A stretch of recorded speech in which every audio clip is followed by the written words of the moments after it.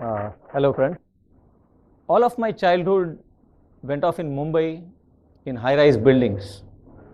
Till my 8th standard, I hadn't seen a well. I didn't know how plants or rice was grown, how groundnut came up. I didn't have an idea about farming on the whole. All was the bookish knowledge that I had over there. In the vacation of 8th standard, I happened to come to my village in near Madurai, and then I was fascinated because only at that stage was that I saw a buffalo, a cow, a well, how farming was done. So I was just into the fields because all of these was very new to me. I have never seen these images. You didn't have all of this media. So I was very much fascinated, and I was deeply fascinated. I just wanted to become a farmer over there. After seeing all these things, I didn't want to go back to Mumbai to lead that modern life. So from that day onwards, I was very much concerned about farming, and I used to go work with my grandparents who were doing farming over there. So I started slowly observing and making my observations on the history of farming, or what's all going on around with a farmer. So there I learned from my parents, that my grandparents, that there was a system of farming in India, and the system was slowly going out of control. So I started reading and getting into the facts and details of farming and agriculture in India, and I found there was a big war going on inside agriculture. There was a war on agriculture in India, is what I observed out of it. But it would be weird to put these words, war and agriculture. It would be a mismatch right now for you. But when I started getting into these things, I got into touch with an author called E.F. Schumacher, a great thinker. So I started reading some of his articles, and I found that when the British Raj was going on here, there was a coal board in London which had sent Schumacher to India. They said that India is a vast country, there is a lot of agriculture going on, we need to reform that agriculture. So Schumacher came here, visited all of India, visited Burma, visited all the places that were under British Raj, and he came out with a big report which he submitted in London. So that report was named Buddhist Economics.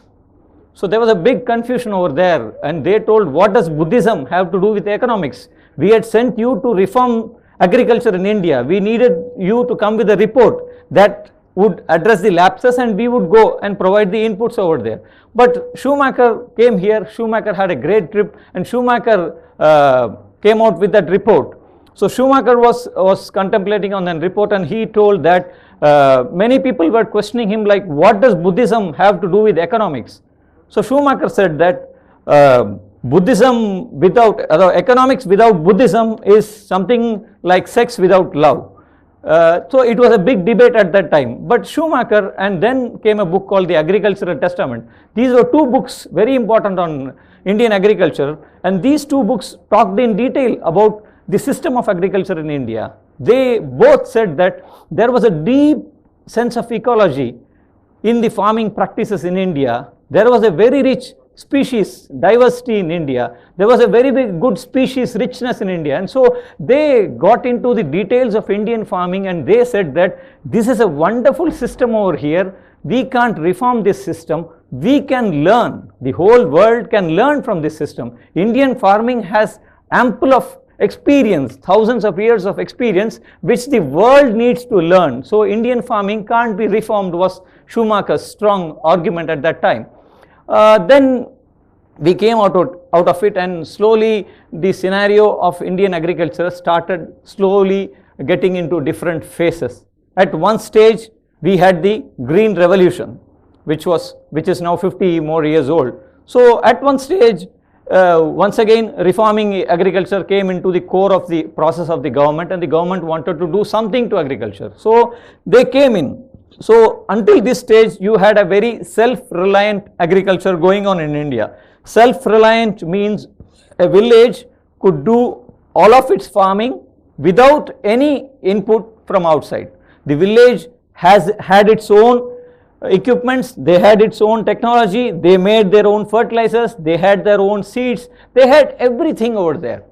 So now when in a city setup, when in a modern urban setup, we see a farmer, we are very uncomfortable with his looks. We think that a farmer is very unmodern, he is illiterate, he is ugly, we are not comfortable with his looks today. But going deep into their practices, I came to know at a stage that a farmer is a person who has a knowledge of more than 65 skills. See, we are all learning here engineering for a single skill, for a single software, or we try all our career to come out with a single skill. But a farmer has a knowledge of more than 65 skills. He is a climate expert, he is a soil expert, he knows water management, he knows to make his own fertilizers, he knows, I can just put a list, he knows 65 different trades. My grandfather used to tell, when we went to our fields, there were weeds over there. So he used to see the weed and tell that this soil is rich in these nutrients and this soil needs to be put with such cereals and pulses. So with a weed he could tell which is the most suitable pulse for this season. So they were almost experts. One day we were just in the fields, watering the fields. At a stage he told, it's enough, come on, let's go home. I told, no, you came here with the duty of watering all these and you are going. He told, no, in 20 minutes you will have a good rain. It rained that day. So this was the immense traditional knowledge that each and every farmer in India had. But slowly, when a new technological revolution invaded the farming heartland of India, slowly inputs started going in. First, these farmers were given hybrid seeds. They told that these are magic seeds. You are going to put them in your fields, you are going to get bumper crops. So usually when a literate person says something, a technology says something, they agree. So they went by it.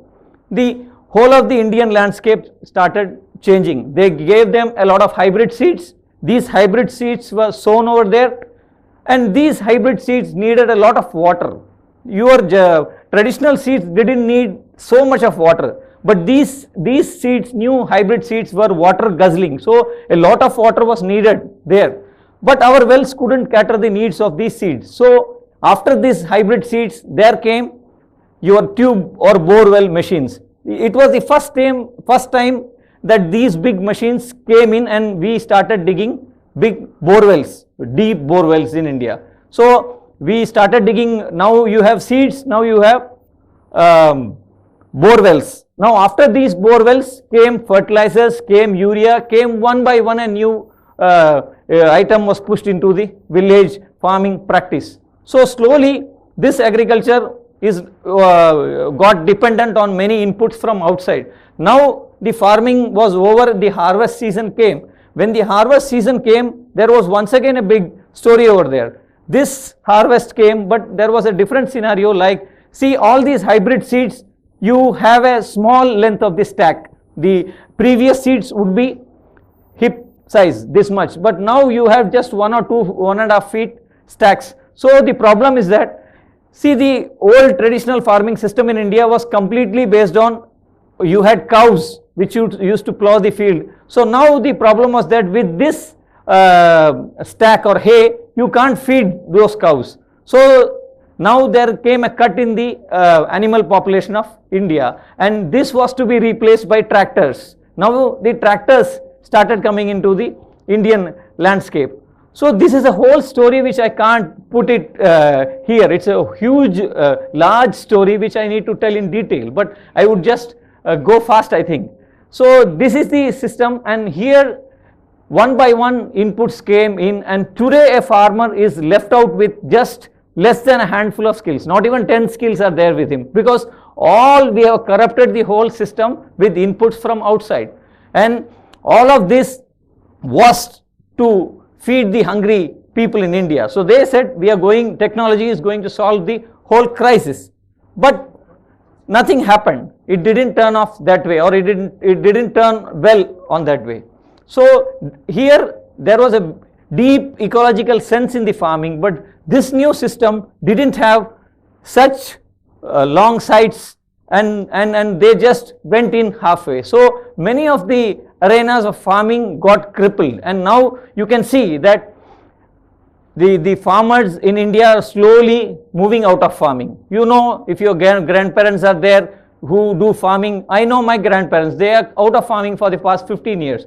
Because right from the 80s, they started incurring heavy losses because the inputs that we got into the farming system were very high. Urea, all the inputs were very much of cost, and they couldn't manage. Their balance sheets didn't work out. So slowly they came out of farming, and now our farms are lying barren in India. My village, it's barren. No one does farming over there. They try to do one crop, but one crop season also doesn't work. Their inputs don't work. So now they have slowly come out of the farming. When Schumacher visited, he wrote in his report that these are the farmers who can guide the world, and he said that, see, in this system, the last farmer, the farmer who is at the bottom end of the triangle, he is producing rice for himself, and the surplus is for the nation. But now none of the farmers can even consume their own harvest, because they do this farming through huge loans, and this harvest is not even enough to meet out the inputs that he has purchased. He is on loan. So this system has somewhere gone or collapsed. So here I see this as a war between the traditional knowledge and the innovations and technologies that we learned people invented and pushed in to these villages. So now you have a system that has completely gone off, screwed up, and now in India, in the world, it's like 80 billion people, 80 crore of people going every day to bed without food. They are hungry, their stomachs are hungry when they go to bed. And in India, you have more than 30 crore people who are going to bed without food, and this, the government says it in its many of its reports. So this is a very crisis situation. And once again, on the other hand, if you would have read, you would have known about 2.5 lakh farmers committing suicide in India in the last whole decade. So this I see is as a war between two knowledges, and now we are in a very fixed position where we need to work out. So I always try to say that technology, innovations, whatever it may be, we need a human eye, we need a human perception into it. We need a human perception into all the researches, all the innovations that we make. If we lose that human touch or the human eye, I don't know where we are going to end. Thank you.